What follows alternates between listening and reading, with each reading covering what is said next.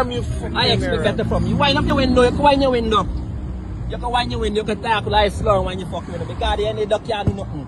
I gonna tell you, watch it. You're gonna get it right. You can get it right. Watch it. This guy not Reliance Station, my G. Watch, you can get it right. Welcome back to the deep dive. Today we're doing something a little different, really hyper-focused. Yeah. We're taking a single really dramatic incident that's documented in a police report filed in Berbice, Guyana. And we're going to use it as, well, almost like a surgical tool to look at these much bigger questions of power, accountability, and, the law enforcement structure in a country. That's absolutely the mission. We've synthesized an excerpt from an official police report. It was lodged at the Reliance Police Station. And look, this isn't just about some traffic offense. It details a really serious allegation of misconduct. And it involves the driver of a very high-ranking official region, #6 Police Commander Shivpersaud Bacchus. Okay, so let's unpack this. We need to follow the timeline here because this deep dive is all about examining that specific chain of events, right? Right. And seeing what it tells us about institutional failures and just how far up the ladder the demands for action have now gone. So our source material points to an event at 9:02 p.m. last night. And the key person here is the commander's driver, a Sergeant 21C9 Danny Persaud. The whole thing kicks off with what, on the surface, seems like a pretty standard traffic dispute. But it's not standard at all, is it? The context is immediately suspicious. Oh, completely. The word suspicion is exactly right. The report says Sergeant Persaud was driving a Toyota Premio. But it wasn't just any car. It was heavily tinted. And the license plate was obscured. Exactly, an obscured license plate. And this vehicle then allegedly hits another car, a civilian's car, in the opposite lane. It breaks its side mirror, a classic hit and run. You know, that detail about the obscured plate? It seems small, but it's a huge clue right from the start. Why do you say that? Well, why would the personal driver for a regional commander be driving a car with its ID hidden? I mean, it suggests even before the crash, this expectation of immunity, like the normal rules don't apply to me. Right. And you combine that with not stopping after hitting someone. I mean, the civilian involved had every reason to be alarmed. Totally. The report says the civilian immediately turned their car around and started following him. And their intent, and the source material is clear about this, was to address the damage peacefully. Just, exchange information. But this is where you see the first total breakdown of professionalism. The civilian catches up, tries to make contact, and Sergeant Persaud just keeps going. Doesn't stop. Refuses to wind down his window. It's an immediate, calculated escalation on his part. He's refusing to cooperate with someone whose property he just damaged. And then when he finally does roll down the window, it's not an apology. It's not an explanation. It's this brazen act of intimidation. Yeah. The alleged statement from Sergeant Persaud was, and this is a direct quote, "I'm a madman. I'm crazy." I mean, that phrase is so telling, isn't it? It's a psychological move. Yeah. He's not saying I'm a police officer. He's trying to shut the conversation down with a threat, warning the victim that this whole situation is beyond reason, beyond procedure. And unfortunately, the verbal aggression was apparently just the beginning. The sources confirm eyewitnesses reported something else. Yes, several eyewitnesses said that Sergeant Persaud appeared to be intoxicated. So let's just recap. Okay. Driving a non-compliant vehicle, obscured plate, commits a hit and run. He's allegedly intoxicated and he's openly hostile. Right there, that's a cluster of serious violations. For any normal citizen, that's an immediate arrest. But it didn't stop there. It got much, much worse. This is where the analysis gets, frankly, chilling. The verbal threats, they gave way to a weapon. Sergeant Persaud took out a firearm and pointed it directly at the civilian. And this is the critical detail from the source material. It wasn't just any weapon. It was a police-issued firearm. Wow. So when an officer allegedly uses a state weapon, a tool meant to protect people, to threaten a citizen's life, Yeah. the entire crime transforms. It's an abuse of public trust. It's an abuse of state authority. And we have to be clear about the gravity of the threats he made. The report details them specifically. They're chilling. "I would bust you head anytime, and I would bust up your face tonight." I mean, these are visceral, specific threats of serious harm. And they're being backed up by his service weapon. It's unbelievable. And it immediately shifts this whole thing from, a civil issue over a broken mirror to a major criminal investigation. Assault, misuse of state property. But here's the thing you absolutely have to understand to see the full picture. What's that? This incident does not exist in a vacuum. Yeah. To understand why the demands for accountability were so powerful and so immediate, we have to look at his history. And this is the pivot point. The sources are clear that this kind of alleged behavior, it's not a one-off for Sergeant Persaud. Not at all. He was involved in a previous incident last year, another firearm incident. Right. That was at a public place, the OBL Club in Port Mourant, and he brandished a firearm there too. Yes. And that history, that's the smoking gun for this whole crisis, because it establishes a precedent for how the institution, the police force itself, deals with his misconduct. So how is it handled? Well, the source material gives a very critical answer.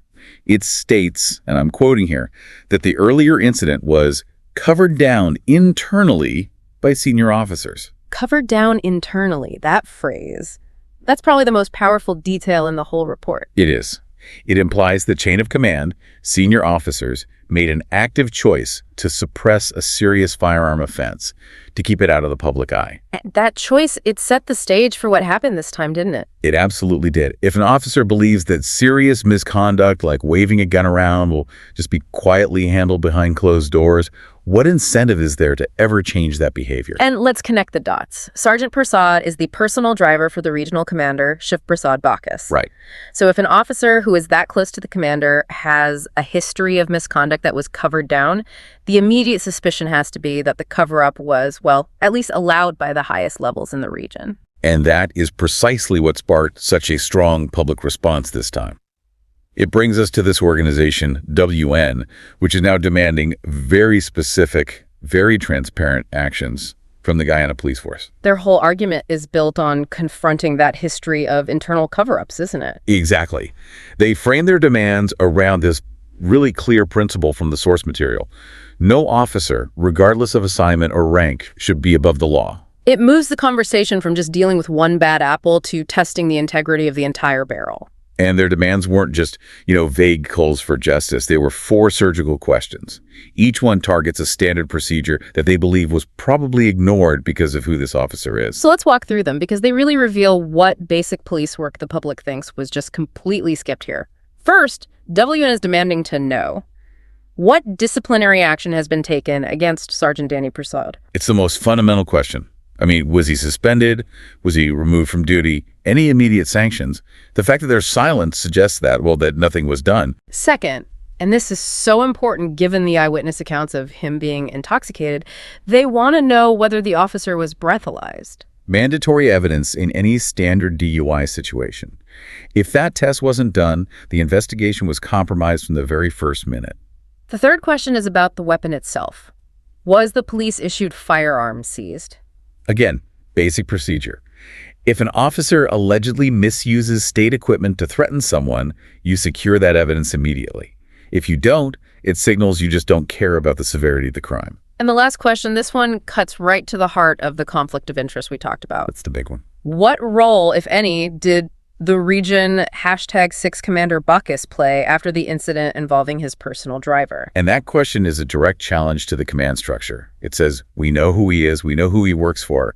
The potential for interference delaying a breathalyzer, preventing the gun from being seized, it's immense. So the public is demanding transparency specifically because they're worried the investigation was dead on arrival. Exactly. Okay. Because of his close ties to the commander. So just to sum up this part, we've got an incident with a tinted car, an obscured plate, a hit and run, threats with a police weapon, all connected to the commander's personal driver who has a history of misconduct being covered down. It's a clear test for the institution. And the level of perceived failure is what led to this staggering final step, the appeal for external international pressure. This is where it gets really high stakes, moving way beyond local police accountability. Oh, yeah.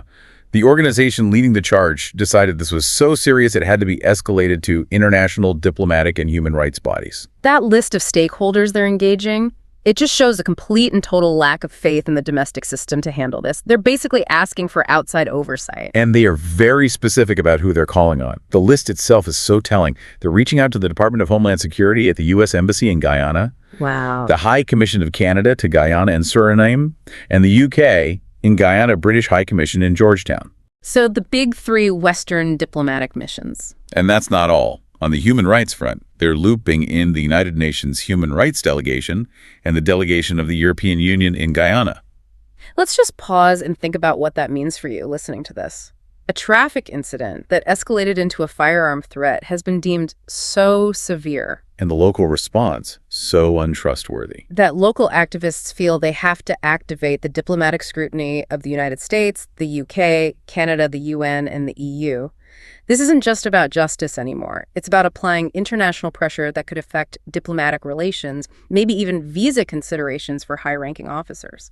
It all stems from a belief that only external scrutiny, the fear of diplomatic fallout, will force the internal system to do the basic things it allegedly failed to do in the first place. Like breathalyzing an officer or seizing his weapon. Exactly. This deep dive really shows how a single police report at a local station can become a proxy battle for the integrity of an entire institution. So, processing all the source material, we have this clear, frankly egregious sequence of misconduct from Sergeant Persaud. It's amplified by the fact we know his prior firearm offense was covered down internally. And the public response laid out 4 non-negotiable demands that really define what a legitimate investigation should look like. But the ultimate takeaway for me is that final action, appealing to the highest levels of international diplomacy. And that leaves us with a final thought for you to consider. If a previous firearm incident was handled internally by senior officers, and this new, arguably much more serious incident involves the commander's personal driver, what does the public demand for international intervention tell you about the trust placed in the existing internal disciplinary structures? It suggests that when a system repeatedly protects its own, the only option left is to make the problem too big to ignore, too big to cover up. A powerful point to reflect on. Thank you for joining us for this deep dive. We'll see you next time.